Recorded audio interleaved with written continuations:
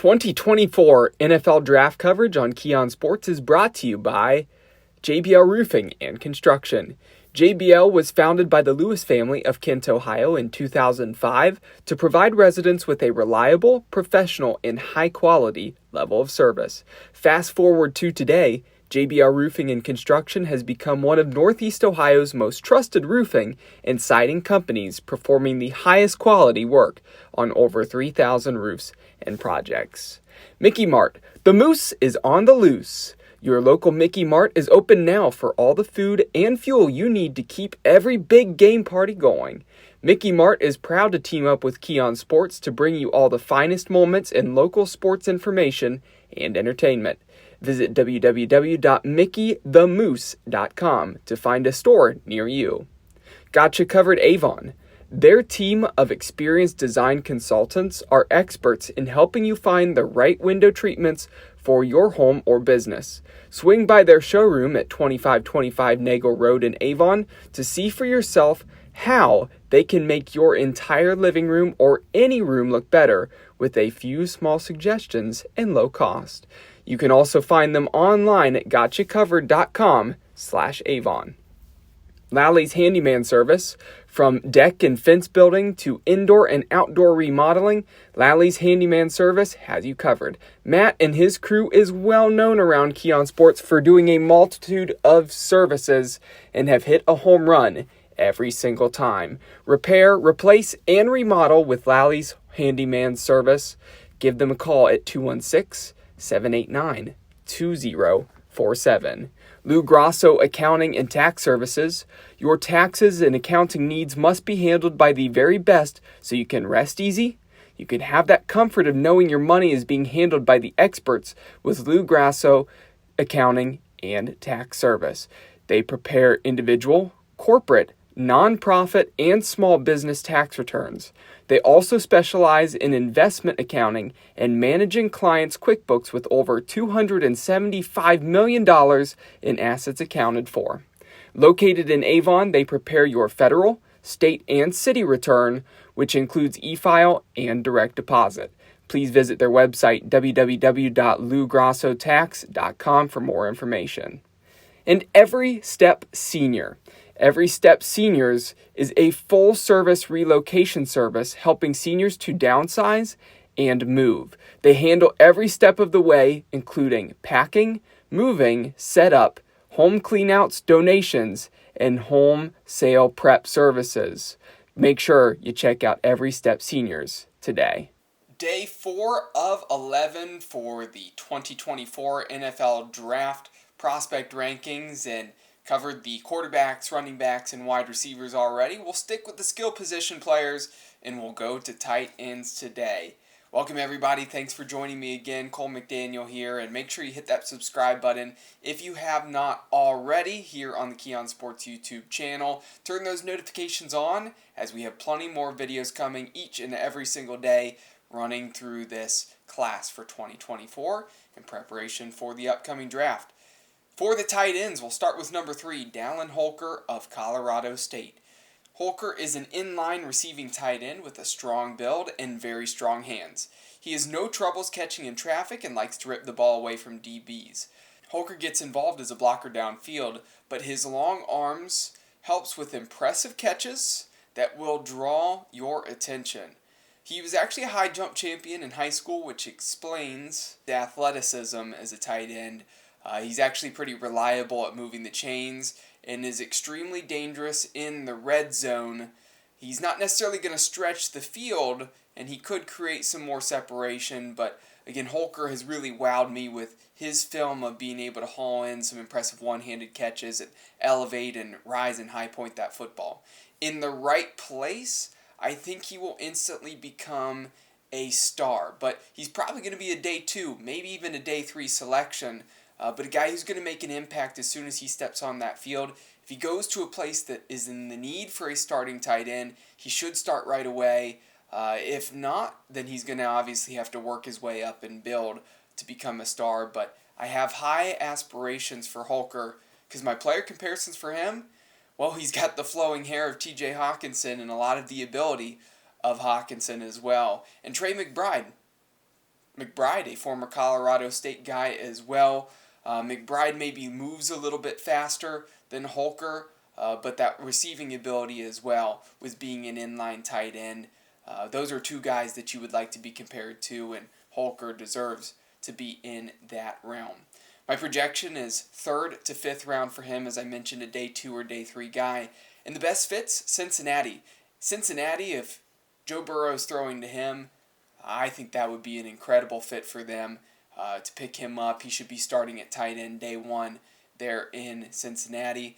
New England wouldn't be a bad fit for him either.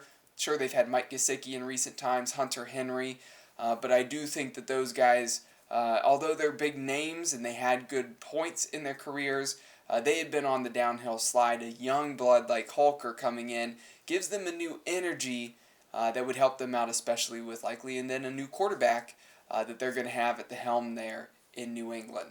Seattle would be a really nice fit. They still have Fant at the tight end spot, but Holker comes in, and I think you'd be able to trust him with probably being on the field a little bit more than Fant, who's had some injury problems throughout his career. I think Holker adds a good dimension there on that receiving side of things that gives another weapon compared to what they have on the outside with Metcalf, Lockett, and Jackson Smith-Njigba as well. My wild card for him is Denver. Greg Dulcich, guy there who I think could have been pretty productive, but their offense has had a lot of issues in recent times. Sean Payton and Russell Wilson didn't necessarily pan out, and looks like Adam Troutman is really being the guy given the nod there, and just needs some more receiving weapons here at the moment. Jerry Jeudy's now gone from Denver, and Courtland Sutton's really their go-to guy. Even if they run some 2 tight end sets, Holker would be able to come in and be a receiving threat for them, so it might actually pan out for him. Staying in the state of Colorado and going to the Denver Broncos. Number 2, Ben Sinnott of Kansas State. He's another inline tight end with great frame, strength, and explosive athleticism. I think he can track the football and high point it very well. When he catches that football, he then turns into a violent runner after the catch, and really nobody wants to try to be on the other end of tackling him. He possesses reliable hands and also happens to be solid, as I mentioned, with that ball in his hands as a runner. Sinnott is a coordinated tight end. He has a great feel for the game, combined with the ability to create separation when running routes. Really understands his role as a blocker, and he's pretty good at it as well, which really helps with his value. Can do it all there at the tight end spot. Not necessarily going to stretch the field because he doesn't have a lot of speed, so he's not going to take the top off the defense, but you can really trust him with underneath throws, intermediate routes.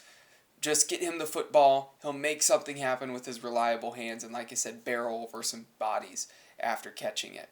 He should get a lot of action in the offense immediately wherever he lands because he has that kind of ability. Like guys like Dallas Clark, who is a longtime legend for the Indianapolis Colts, of course, notably paired up with Peyton Manning, one of his favorite targets there, and Sam Laporta, a guy who was excellent as a rookie coming out of Iowa this past year. The Lions, they loved him, was an integral part of their offense, and Sinnott could probably do the same thing coming into the league. Going to be a day 2, maybe leak into day 3 type of a guy, but 3rd to 4th round is where you're going to see him go. My best fits for him, Miami, Tyreek Hill, Jalen Waddle. Have those guys on the outside, burners, and then you put a physical tight end like Sinnott there with them. That would be excellent for Tua and Mike McDaniels and that team. Washington would make a lot of sense as well. They need another tight end. Sure, they brought in Zach Ertz. He's getting older. If you look at his highlights, a lot of his best stuff came from his time in Philadelphia. Had an okay stint in Arizona, but McBride was the better tight end here as of late. And, of course, McBride getting the nod here and Ertz going elsewhere. Sinnott could easily take the job from Ertz, I think, if he goes there. New Orleans, they haven't really had a trusty star tight end in a while.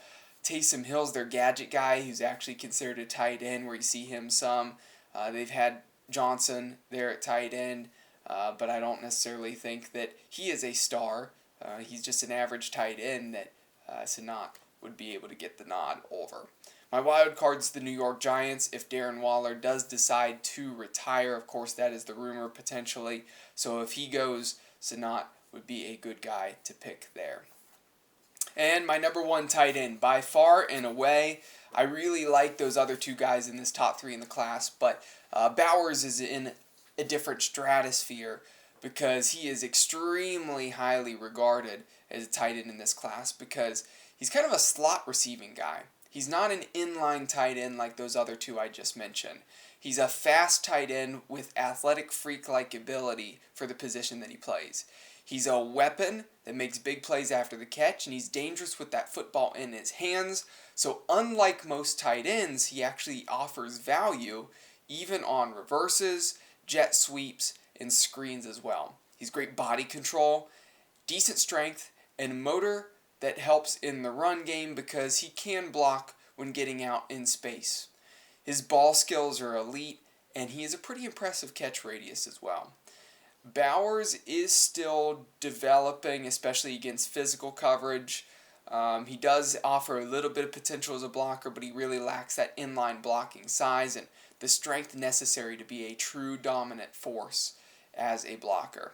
He has limited release against press man coverage, and he's still polishing up his precision as a player, but he was a star in college, and it's safe to assume that with a little bit of work, he's going to be a star in the NFL as long as he's utilized correctly and gets to split out and not be in line when he's lined up. Then I expect some good things out of him. Player comparisons, Travis Kelce. It's lofty expectation to try to meet what Kelce's done, as Kelce may very well be and probably is the best tight end in NFL history with what we've seen from his career. But Kelce does really well when he's not in line and he's split out like a slot receiving tight end. I think that Bowers, even though he's maybe not quite as big, not quite as physical, he offers that same type of ability. He's a little bit more like Dalton Kincaid in that play style, but I think he has a higher ceiling than what Kincaid had coming out of college last year, and that's why I say he could reach a similar stratosphere to Travis Kelce, probably going to be somewhere between those two guys. Should be a top 10 pick. Maybe he gets out of the top 10 because of the need for some wide receivers, quarterbacks, maybe offensive tackles there early. So you may see him get out of that top 10, but it's probably unlikely with how good he is. The Chargers would be smart to pick him up. They have recently picked up some blocking tight ends, but they need a really excellent receiving tight end, and he would be that type of a guy who could help out that wide receiver core that is thin at the moment. Indianapolis, well, they could really use a talented tight end there. Anthony Richardson needs his go-to guy there at that spot, and Bowers would be an excellent fit. Denver, mentioned some of the pros of potentially Holker going to Denver. Denver, they could still use another receiver, and Bowers would be able to do that at the tight end spot. In Cincinnati, he would be an instant starter there, and Jamar Chase, Brock Bowers. Obviously, there's questions about T. Higgins, whether he'll be there or not. Nonetheless, regardless of whether he is or not, Bowers would be dangerous with the Cincinnati Bengals. That will do it for the fourth day of these prospect rankings. We're winding down on the offense, moving to offensive line, tackles coming up next, then interior offensive line, and then the rest of the prospect rankings each and every day from then on out will be about the defense. Thanks everybody for tuning in. It's been a great time. Make sure you hit that subscribe button. I'll be back with you tomorrow.